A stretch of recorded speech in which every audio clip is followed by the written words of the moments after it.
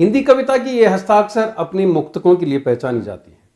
राष्ट्रभक्ति की कविताएं और क्रांतिकारी गजलों के जरिए वो कई कवि सम्मेलनों में अपनी धूम मचा चुकी हैं।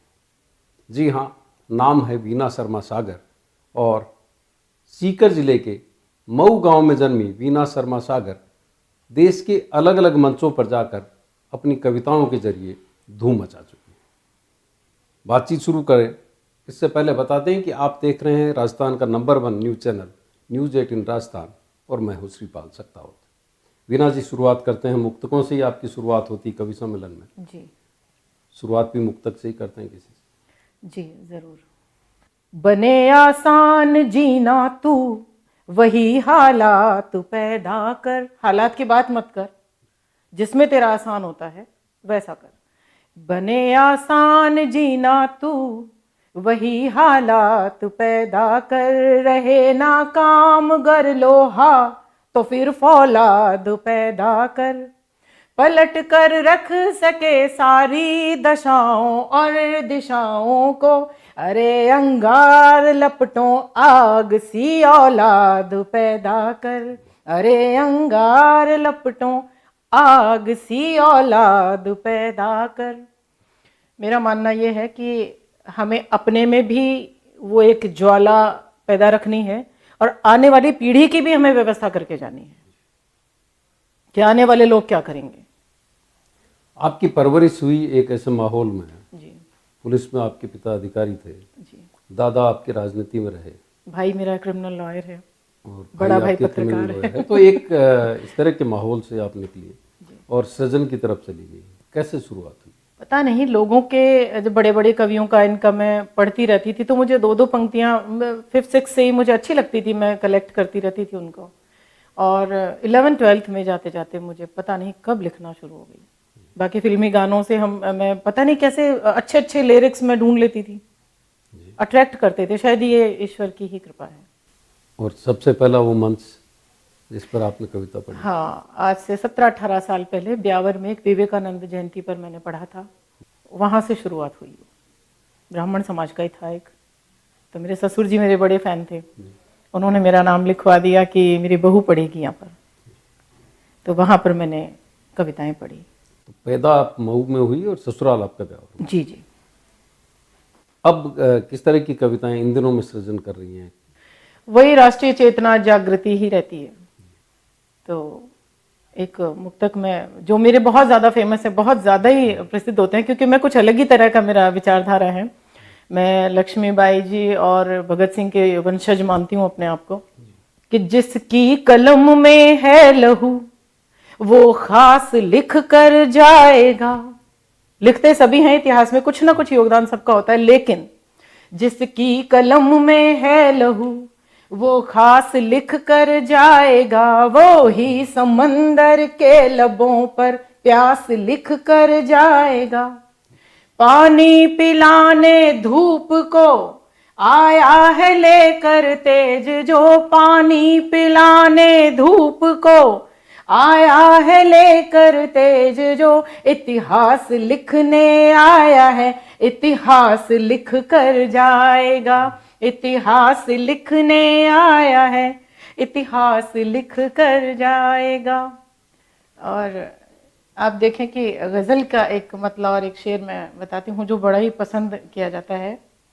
आंख सूरज पे फाड़ कर देखो, हेकड़ी उसकी झाड़ कर देखो, आंख सूरज पे फाड़ कर देखो, हेकड़ी उसकी झाड़ कर देखो, दौड़ते हैं जो आपके पीछे, उन दुखों को पछाड़ कर देखो, उन दुखों को पछाड़ कर देखो। लड़ना एक नियति है और आपकी प्रकृति होनी चाहिए लड़ना और जीतना। जो हालात हैं, जिस तरह की घटनाएं हुई है, हैदराबाद की घटना है, उससे पहले दिल्ली का निर्भया कांड है जी। ये कितना विचलित करते हैं? आपके सृजन में भी ये चीज़ें आती होंगी? बहुत ज़्यादा, बहुत ही।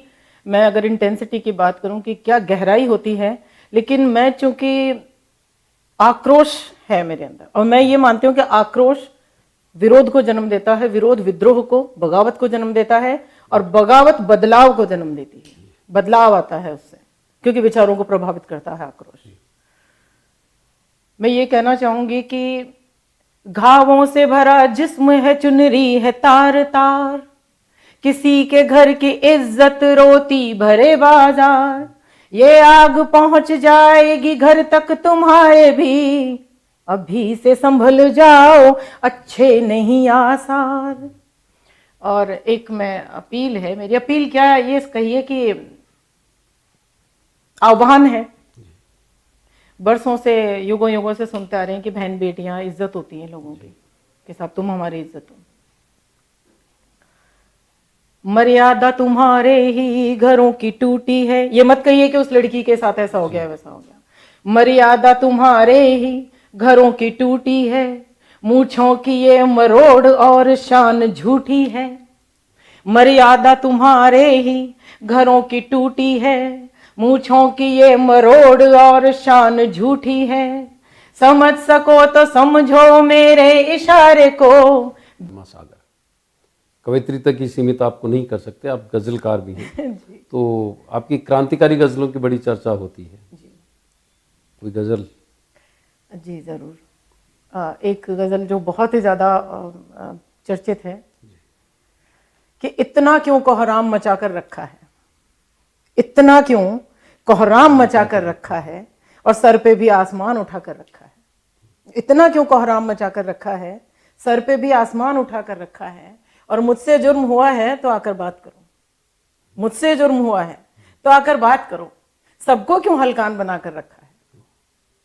और इतना क्यों कोहराम मचा कर रखा है कि पांव के नीचे जमी रही ना सर पे छत, पांव के नीचे जमी रही ना सर पे छत, दुष्टों ने घमसान मचा कर रखा है।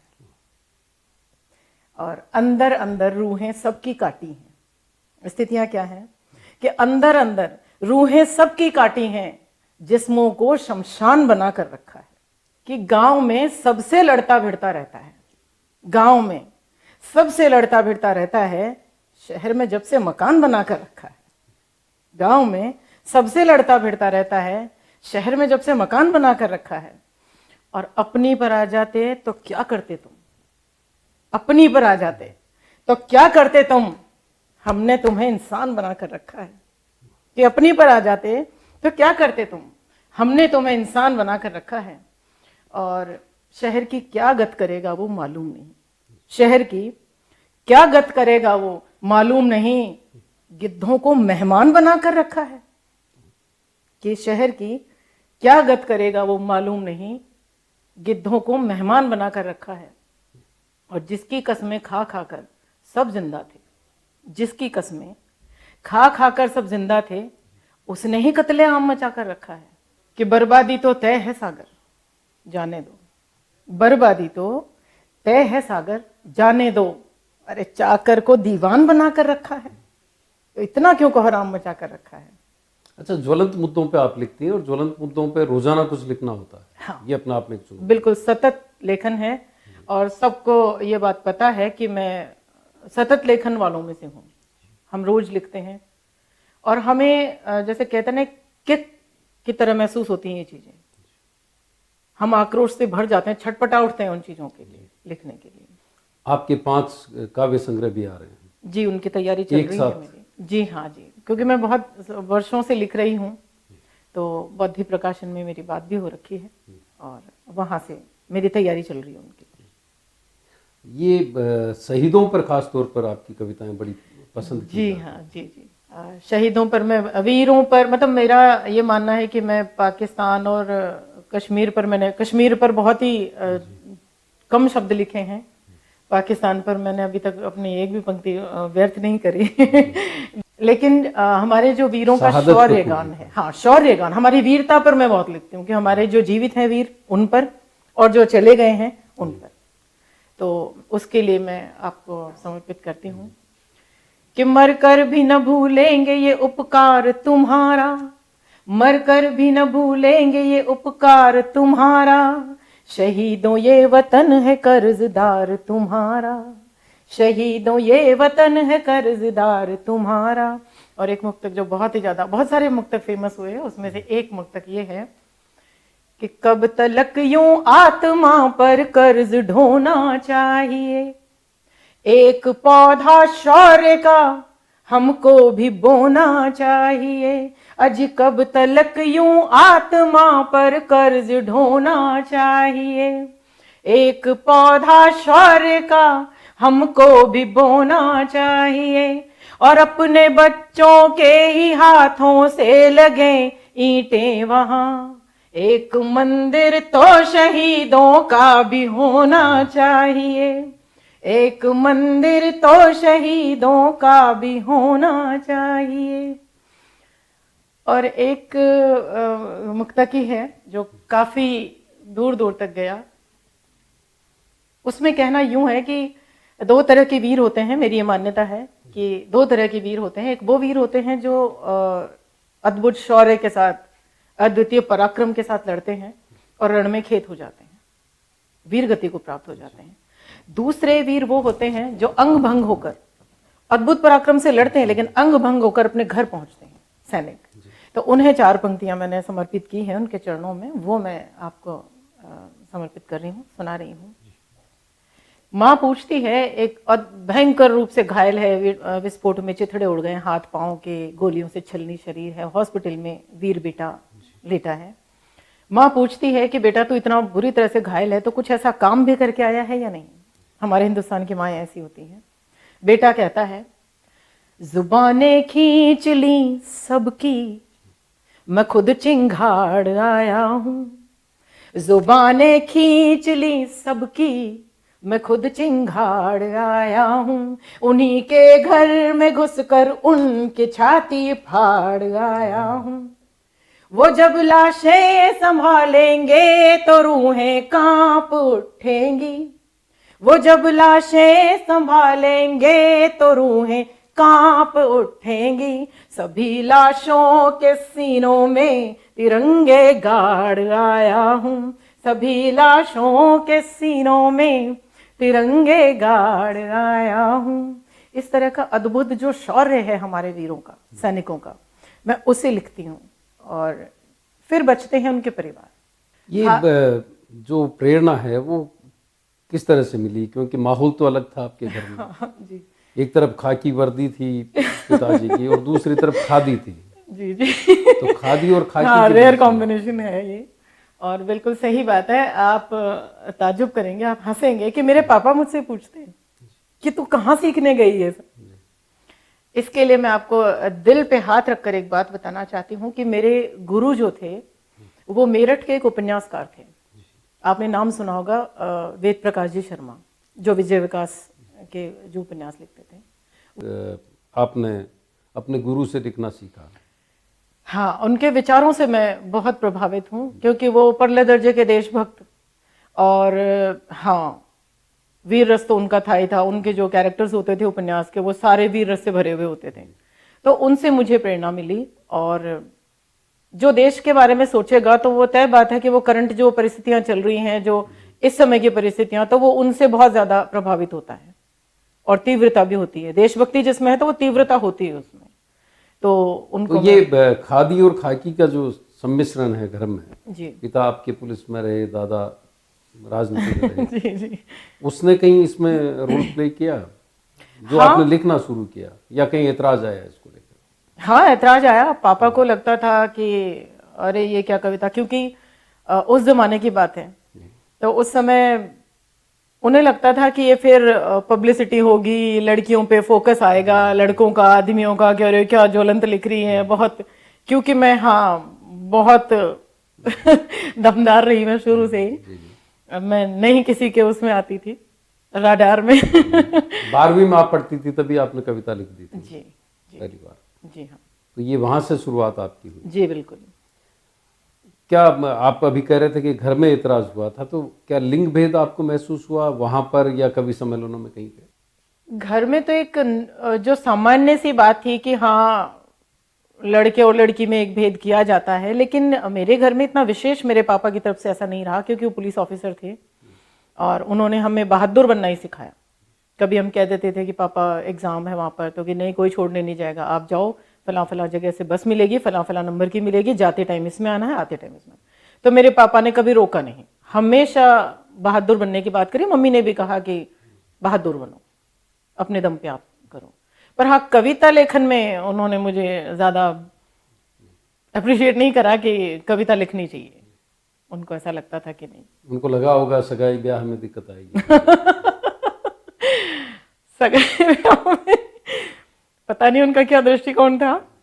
शायद उन्हें मेरे फेमस हो जाने से इनसिक्योरिटी थी कि फेमस हो जाएगी तो सबकी नजरों में आ जाएगी और ये वो कुछ। हाँ, उन्होंने। अच्छा, कवि सम्मेलनों में भी कभी लगा आपको कि लिंग भेद सामने आता है? हाँ, होता है। देखिए, एक तो एक सामान्य सी बात है कि कवि सम्मेलन यानी कवियों का ही वो सम्मेलन होगा। एक भेद है कि कवियत्री सम्मेलन और एक कवि सम्मेलन।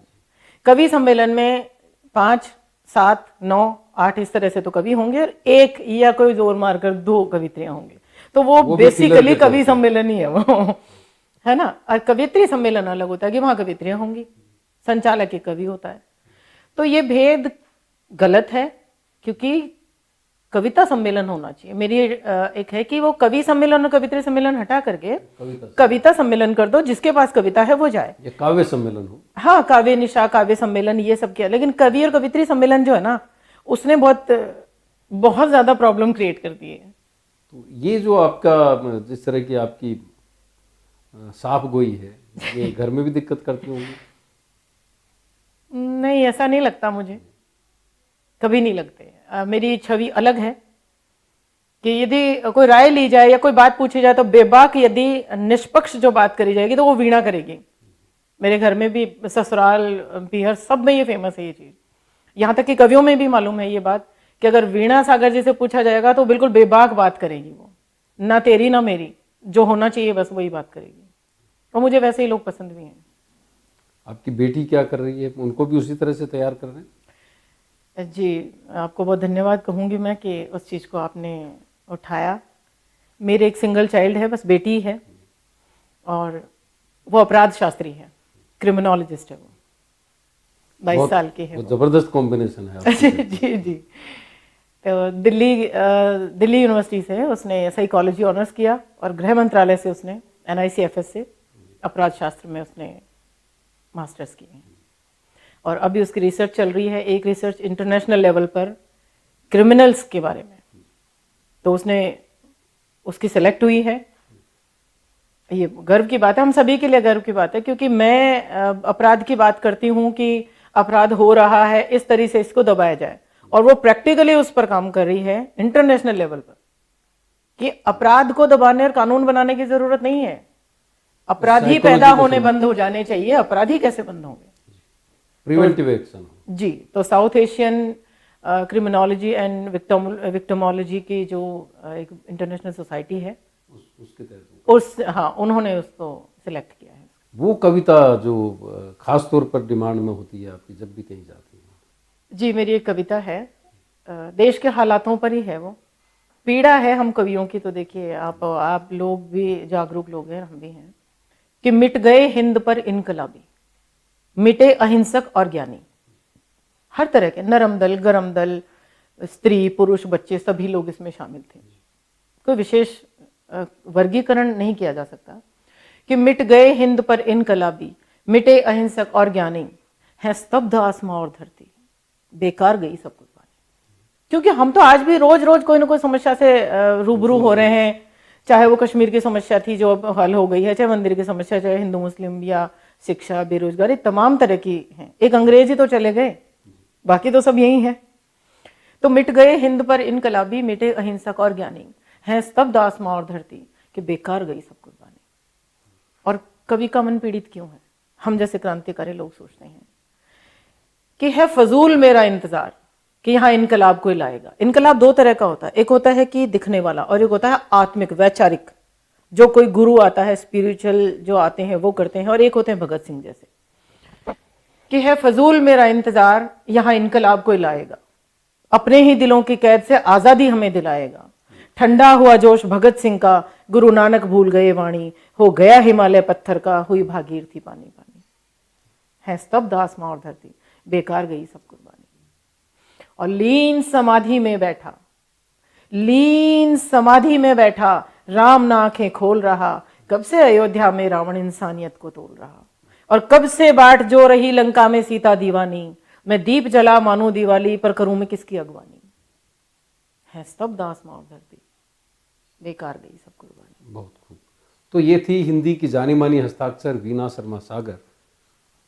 हस्ताक्षर में अगले सप्ताह फिर किसी इसी तरह की शख्सियत से मुलाकात होगी। तब तक देखते रहिए न्यूज़ 18 राजस्थान।